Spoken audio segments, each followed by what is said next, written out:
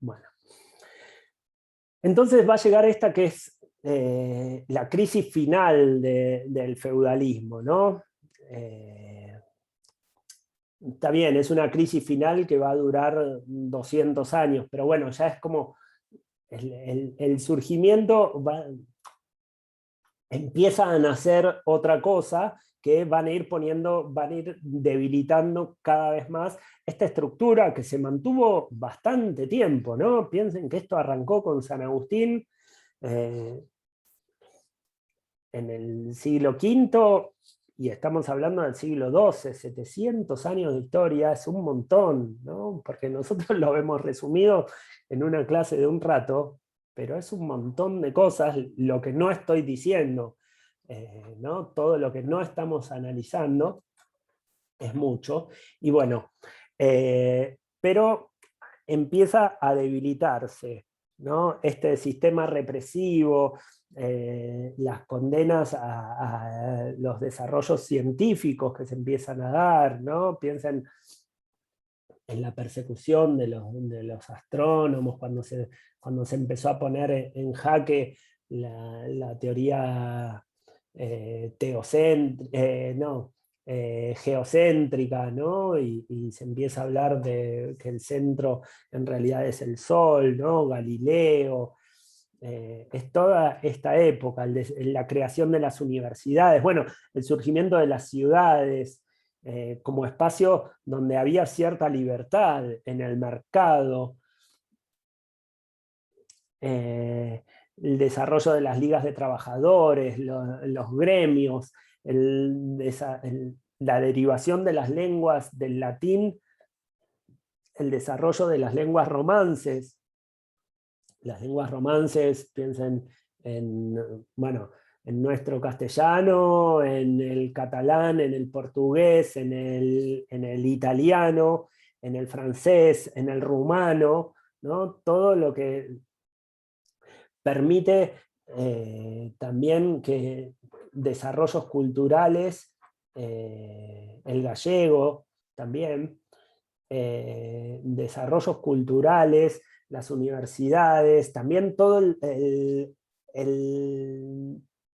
los avances científicos que había producido el Islam en la península ibérica, ¿no? Habían traído también la ciencia, los judíos que también vivían en la península ibérica, también habían traído desarrollos científicos, ¿no? Piensen en Maimónides, y habían traído a Aristóteles, o sea, Aristóteles, pese a ser griego, llega a Europa a través del Islam por África, ¿no? Piensen en esta vuelta que da Aristóteles 1000 años después, o 1000 y pico años después de su vida, su obra llega a Europa traído por los árabes, ¿sí? Y bueno, la creación de las universidades, como les decía, Salamanca, bueno, Salamanca, el nombre lo dice, árabe de punta a punta, Salam, una de las primeras universidades, decía mi bisabuela, lo que natura non da, Salamanca non presta, ella era una orgullosa castellana, ¿no? Con raíces árabes, es una de las primeras universidades que existe, Salamanca, y bueno, traen a Aristóteles y el desarrollo científico, ¿no? El desarrollo del telescopio, el desarrollo de instrumentos que ayudan al conocimiento, o sea, ya no todo era por la iluminación divina, sino que empieza a haber hombres que observan y dicen, che, pero esto no es como me lo contaron, empiezan a poner en jaque, a poner en crisis a todo el sistema feudal sostenido por la Iglesia Católica y por el agustinismo, donde todo descendía, ¿no? El saber descendía de la luz de Dios hacia los hombres, ¿sí? Entonces, la respuesta de la Iglesia es, de nuevo, convocar a sabios entre los que se destacan San Alberto Magno, Gregorio de Merbeke y Santo Tomás de Aquino. Y la aparición de Aristóteles, bueno, lo que hace Gregorio de Merbeke es traducir a Aristóteles al latín, y esto hace que San Alberto Magno, que era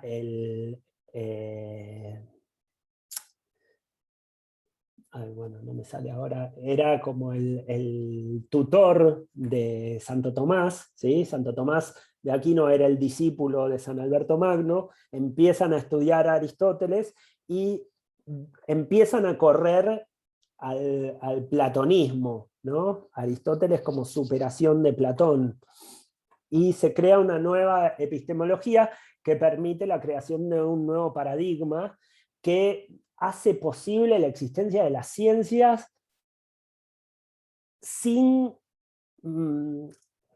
poner en jaque a la religión, ¿no? Intentan hacer como, bueno, hagamos algo para que de alguna manera sea compatible el desarrollo científico con la teología, ¿sí? Entonces, a grandes rasgos les puedo decir que Santo Tomás lo que propone en su nueva epistemología es que el sujeto va tomando un protagonismo, o sea, ya no es solamente el sujeto depende de la iluminación de Dios para acceder al conocimiento, sino que paralelamente a eso que manda el saber divino, la iluminación divina, empieza a tomar importancia el sujeto y su sensibilidad, su observación, la observación de lo concreto, de lo práctico, a través de los sentidos, ¿sí? Entonces, puede existir el ámbito del saber teológico y el ámbito del saber científico paralelamente. Ahora bien, si lo científico contradecía a lo teológico, bueno, había límites, ¿no?, para este desarrollo científico. O sea, la ciencia se podía desarrollar siempre y cuando no fuera totalmente opuesta a lo que decía la teología, porque ahí ya, bueno, somos progres, pero no tanto, ¿no? Entonces, se combinan estas dos vías de conocimiento, ¿no? Entonces se deja lugar a estas ciencias, que ya venían desarrollándose por debajo, entonces la Iglesia Católica necesita adaptarse a este desarrollo, porque si no la va a pasar por arriba, el desarrollo científico va a arrasar con la Iglesia, entonces la Iglesia tiene que adaptarse. Bueno, el agustinismo ya había quedado arcaico, ¿no? El platonismo había quedado arcaico, ese dualismo, esta exclusiva dominación de la iluminación divina por sobre todo lo terrenal, y era necesario una actualización, ayornarse, ¿no? La Iglesia tiene que ayornarse, y esto va a ser el rol que tiene el tomismo, ¿no? El paradigma de Santo Tomás de Aquino. Entonces, acá, como puse, se abren dos ámbitos, el religioso de la Iglesia y el secular del Estado, donde van en paralelo, uno busca la salvación eterna y el otro busca la felicidad concreta en el aquí y ahora, ¿sí? Y esto alarga un poco la vida del feudalismo, ¿sí? Esto es en el siglo XII, no, XIII, a ver, ¿sí? No me equivoco, sí, siglo XIII. Bueno, el feudalismo recién va a caer en el siglo XV, ¿sí? Va a evolucionar hacia otra cosa, o va a cambiar hacia otra cosa. El tomismo alarga la vida del feudalismo.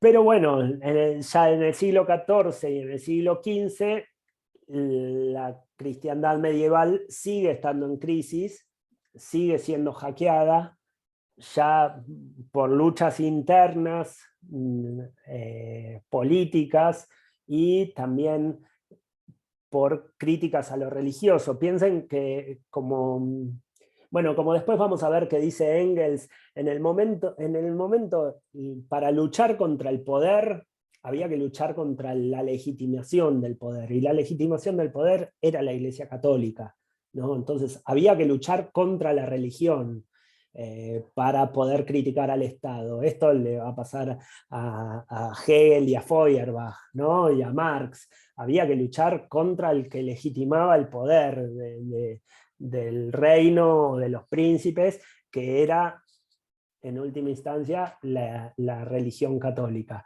Bueno, parte de estos conflictos internos fue el cisma de Occidente, donde el poder... A ver, denme un segundito. Esperen, a ver, un segundo.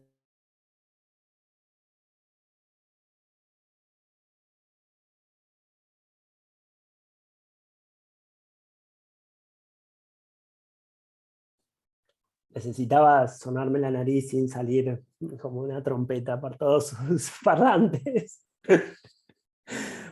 Eh, bueno, el cisma es cuando el papado se arma como un papado paralelo, ¿no? Por cuestiones, por conflictos que hay en Roma. Hay un nuevo papa con sede en Aviñón, en el sur de Francia, ¿sí? Es el de la canción de En el puente de Aviñón. Bueno, ahí se traslada el papado, y entonces después hay dos papas, ¿no? No se reconocen, los dos se disputan a ver cuál es el papa. Bueno, hay mucho conflicto que se da entre el año 1378 y 1417. Ahí aparecen ya críticos importantes al poder eclesiástico. Uno es Marsilio de Padua, quien va a criticar a la iglesia va a decir, pero esto no tiene nada que ver con la iglesia de Jesús. La iglesia de Jesús era una organización democrática, ¿no? El proyecto de Jesús era democrático. Hay que, el pueblo tiene que estar representado por alguien cercano, no puede estar el poder, este poder imperial que tiene Roma por sobre todos. Y bueno, defienden una iglesia profética que cuestiona a la iglesia romana, ¿no? La democracia versus jerarquía. Este es Marsilio de Padua. Después otro importante es Guillermo de Ockham, que escribe también contra el absolutismo papal, reivindica la libertad de la conciencia religiosa. Y ya en el siglo XV, sí, casi siglo XVI, o sea, sobre finales del siglo XV y principios del XVI, aparecen estas dos figuras que nombro ahí más abajo, que son Martin Luther, que no es Martin Luther King, sino el original, de original, Martín Lutero, ¿sí? Que lo que hace Martín Lutero ya es algo totalmente revolucionario para su momento, que es traducir la Biblia del latín al alemán, ¿no? Piensen que algo antes, el latín ya para esta época lo hablaba casi nadie, lo hablaban solamente los sacerdotes,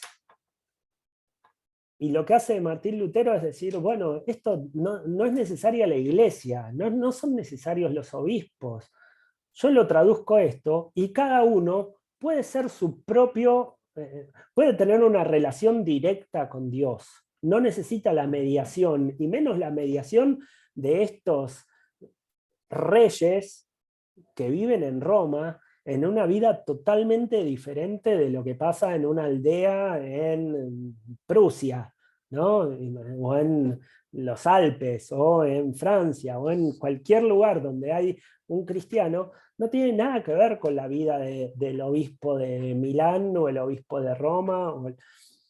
Entonces, Martín Lutero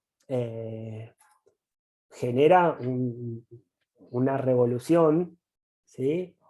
Bueno, Después vamos a ver que en realidad su revolución se transforma en una reforma. Esto la semana que viene, la clase que viene, lo voy a desarrollar un poco más, pero aparece la otra figura que nombro ahí, que quizás es más radical, porque Martín Lutero lo que termina pasando es que termina pactando con las nuevas burguesías, o sea, por eso su revolución va a dejar de ser una revolución y va a pasar a ser lo que conocemos como la Reforma Protestante, pero el más radical... Perdón, Sí. perdón, ese un bocadito. Y también esta particularidad que tiene el lenguaje alemán, de que cada palabra, digamos, en alemán quiere decir exactamente lo que quiere decir, no tiene ambigüedades.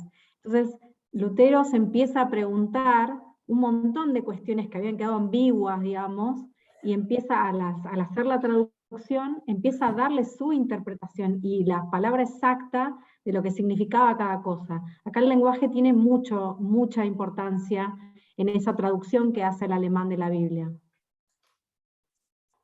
Me encantaría. Ya, sprechen Sie Deutsch. Me encantaría aprenderlo.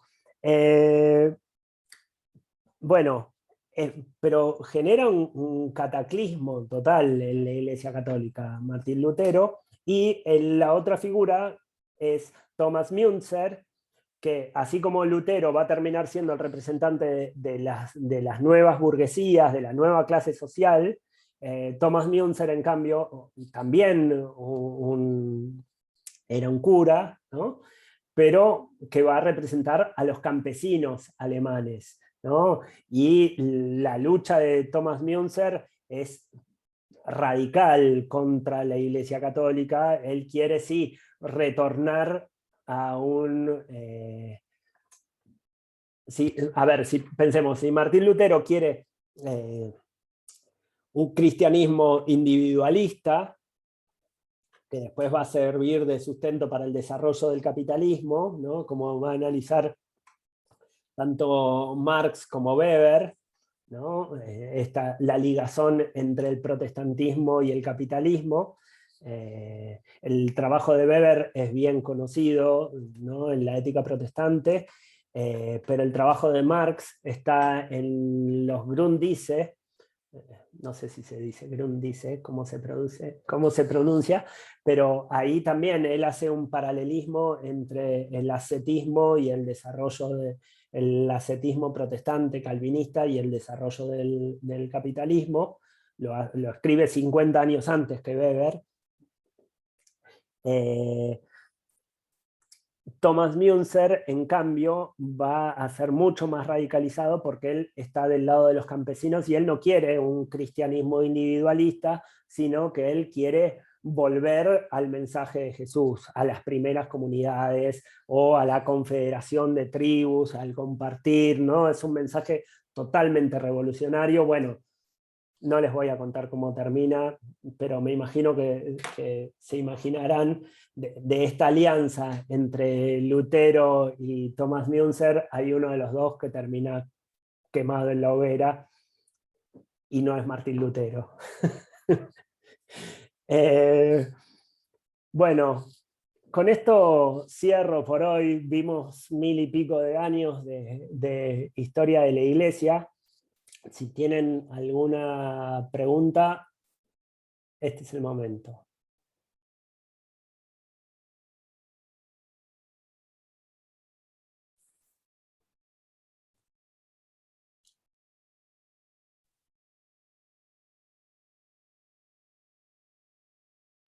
Deja de compartir un poquito la pantalla ese, así podemos vernos mejor las caras. Tenés razón, tenés razón, tenés razón.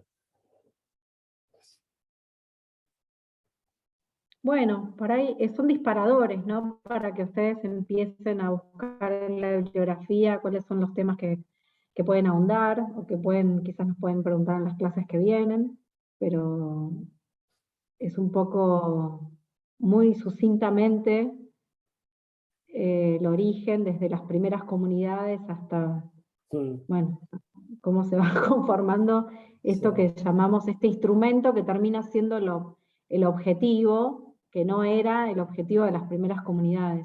Y algo importante a destacar es que tanto la iglesia sacerdotal como la iglesia profética conviven siempre, no es que una desaparece a la otra, sino que son dos modelos de iglesias que van a persistir en estos 2000 casi y pico de años de la iglesia católica como instrumento, ¿no?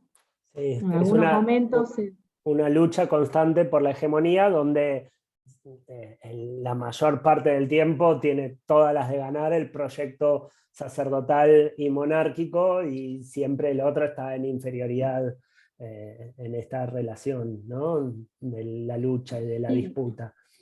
Rubén lo que va a decir es, la iglesia profética nunca se plantearía desde arriba, nunca sería, digamos, algo que vamos a encontrar en el poder, justamente porque renace con más fuerza ahí donde justamente está el otro modelo de iglesia imponiéndose, entonces es ahí cuando las bases empiezan a resurgir y a decir, no, este no es el mensaje de Jesús de Nazaret, este es otro modelo de iglesia, y entonces ahí empieza a resurgir con más fuerza. Entonces, cuando más se empieza a consolidar la iglesia sacerdotal o la iglesia de este estilo, digamos, más monárquico sacerdotal, es cuando más se empiezan a organizar las bases y a hacer resurgir ese mensaje original de las primeras comunidades. Es ahí donde la vamos a encontrar.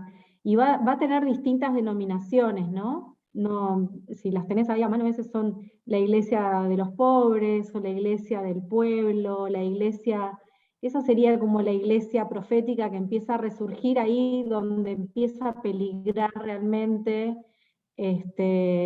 la realización de esta utopía que es el reino de Dios, que es este mensaje original, que es el único que dejó Jesús de Nazaret y que es ¿no? La realización del reino.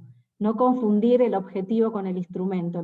La iglesia o las asambleas eran el instrumento para llegar a ese mensaje original. Y muchas veces en la historia, en todo este relato que hicimos sucintamente, se confunde ese instrumento con el objetivo original. Te silenciaste, ¿no? Quería hacer dos preguntas, uno que Sí, tiene que ver con la época actual y otro que tiene que ver con aquella época. te escucho. Se decía mucho, yo leí muchas veces de que no había ningún relato histórico concreto en los libros de historia de la época en que se nombrara a Jesús. Eso sería por un lado, la primera pregunta. Si eso es así. Espera, ¿en qué libros de la época? No sé si habían libros escritos o no sé cómo era en la época, digamos, del año 0, por nombrar, o el año 30.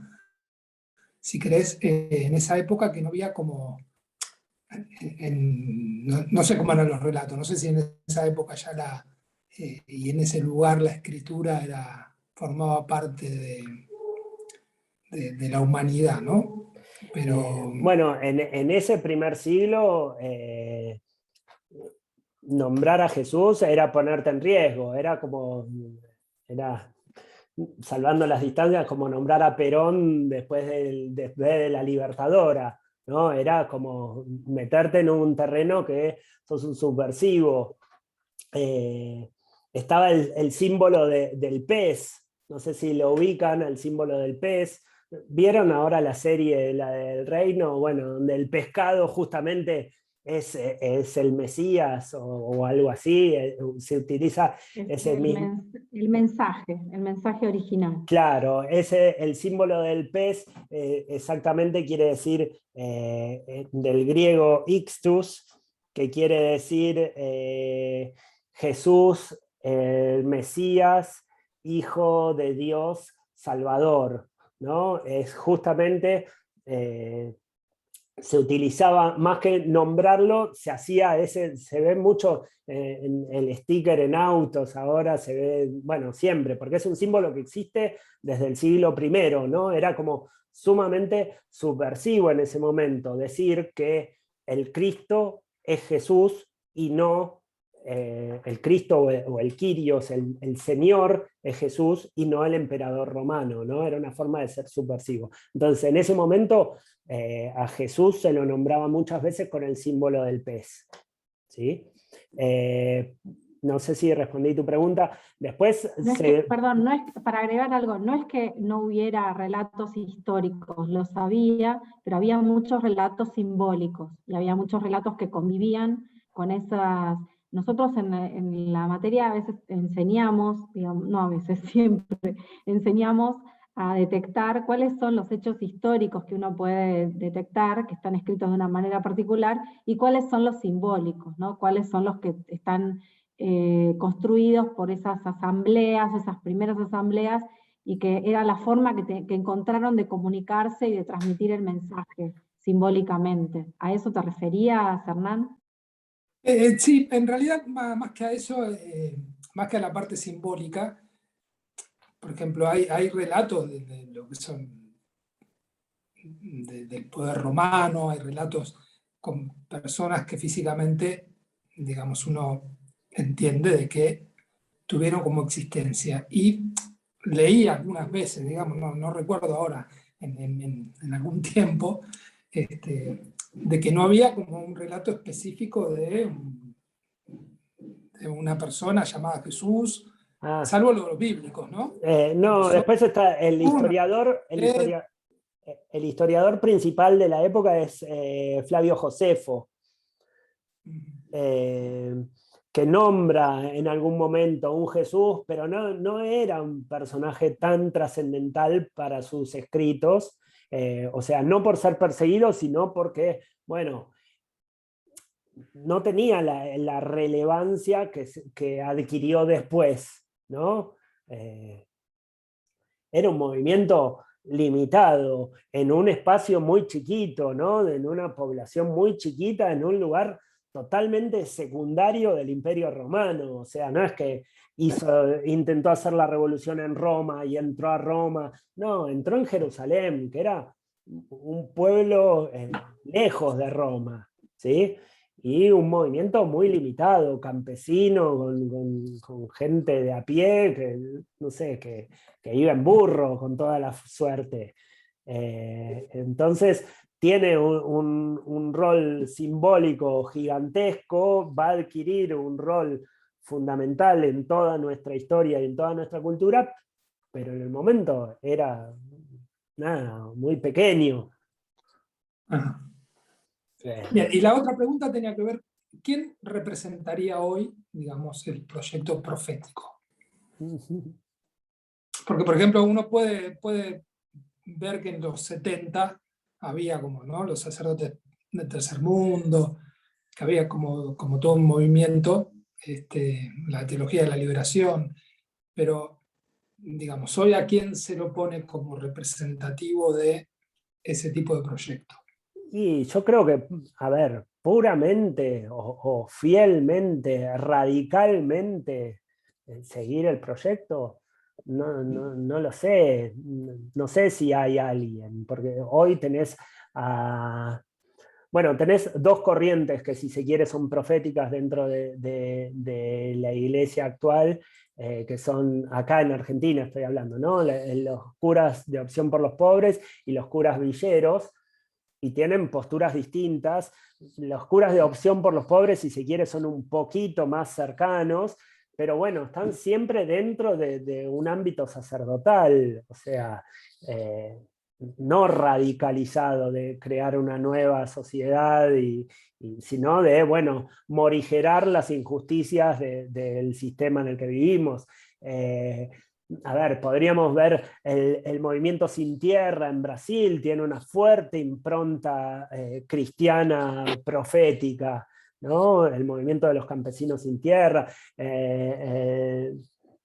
Dentro del MOCASE, del movimiento campesino en Santiago del Estero, también hay curas muy jugados por un proyecto bastante, que podríamos decir, bastante cercano a lo profético, pero siempre dentro de una situación de el movimiento profético en este momento está derrotado o prácticamente derrotado por lo sacerdotal o cooptado, ¿no? Siempre está sometido.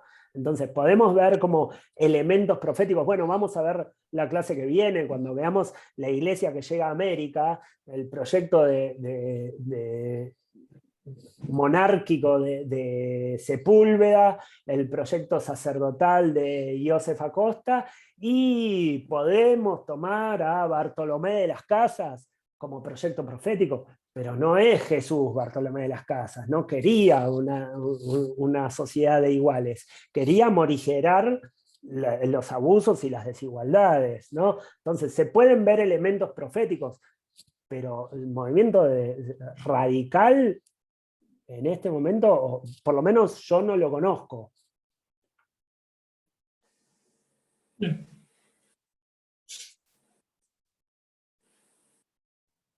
Nos quedan 7 minutos. Gracias por la Bueno, paciencia, el aguante. pero si hay otra pregunta, aprovechen. Sí. Hola, yo tenía una consulta porque más de lo administrativo y todo eso, porque no pude estar la primera clase, porque no tiene el link, porque me anoté en el remanente, o sea que ese día no pude conseguir Vos manera me de escribiste entrar. hoy, vos mandaste un Sí, te mail hoy. escribí hoy, claro, Sí, lo porque puedo vi entrar también a tarde. las 6, porque justo a las 5 me pusieron algo de trabajo.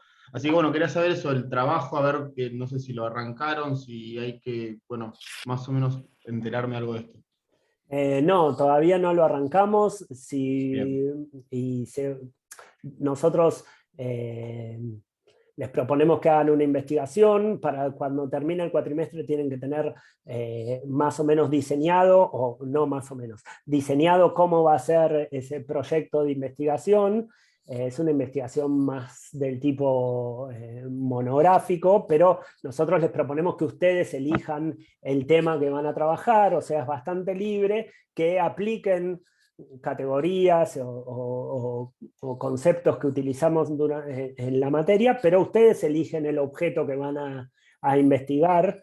Eso nos parece muy importante para que ustedes tengan interés en hacer esta investigación y la realicen. Tienen prácticamente 2 años para realizarla, un poquito menos de 2 años para que no nos llegue sobre el día de que, bueno, hoy se me vence la materia, acá te mando el trabajo, corregímelo. No, porque a veces hay idas y vueltas, bueno, modifica esto, los objetivos, a ver, esto no se cumple, esto...